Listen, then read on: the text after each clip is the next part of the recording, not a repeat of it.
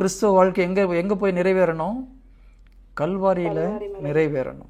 கல்வாரி அப்படின்னு சொல்கிறது நம்முடைய விருப்பத்தை, நம்முடைய சுய விருப்பத்தை எல்லாத்தையும் சிலுவையில் அடிச்சிட்டு, எனக்குடைய விருப்பம் ஒன்றும் கிடையாது ஆண்டவரே, உம்முடைய விருப்பத்தை மாத்திரம் நான் செய்வேன் எப்போ நம்ம முழுமையாக நம்ம ஒப்பு கொடுக்குறோமோ அப்போ தான் கல்வாரியில் நம்ம உண்மையிலே சிலுவையில் அடிக்கப்படுகிறோம்.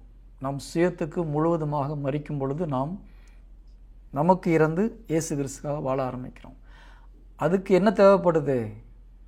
துன்பம் தேவைப்படுது. துன்ப நேரத்தில் நம்ம எப்படி நடந்து கொள்கிறோம்? அவசரப்படுறோமா? ஒரே மனநிலையோடு பொறுமையாக இருக்கிறோமா? நம்பிக்கையும் இருக்கணும், அதே நேரத்தில் ஒரே மனநிலையோடு நம்மால் பொறுமையாக இருக்க வேண்டும்.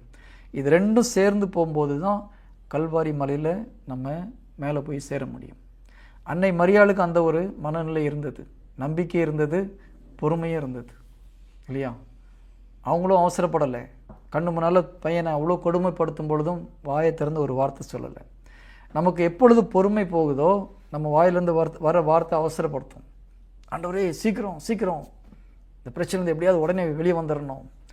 எப்பொழுது நம்ம பிரச்சனை விட்டு உடனே வெளியே வந்துடணும்னு நினைக்கிறோமோ பொறுமை நமக்கு வரலன்னு அர்த்தம்.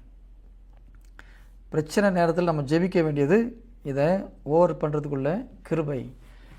அது என்ன அர்த்தம்னா, நீங்கள் ஸ்பிரிச்சுவலாக இந்த லெவல்லேருந்து அடுத்த லெவலுக்கு போகிறதுக்குள்ள சக்தி வேணும்னு கேட்குறோம். அது தாண்டி போகும்போது இன்னொரு பிரச்சனை வரும், அதை தாண்டி போகும்போது இன்னொரு பிரச்சனை வரும். அப்போ எந்த அளவுக்கு நீங்கள் ஒவ்வொரு பிரச்சனைகளையும் மேற்கொள்கிறீர்களோ உங்களுக்கு தெரியும். மன உறுதி அப்படின்றது பொறுமை. அப்போ சோதனை வழியாக தான் உங்களுக்கு பொறுமை உண்டாகிறது. பிரச்சனையே இல்லைன்னா உங்களுக்கு பொறுமை உண்டாகாது.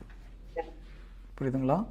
சோதனைக்கு மத்தியிலே, வேதனைக்கு மத்தியிலே தான் ஒரு மனிதனுக்கு பொறுமையை கடவுள் கற்றுக் கொடுக்குறார்.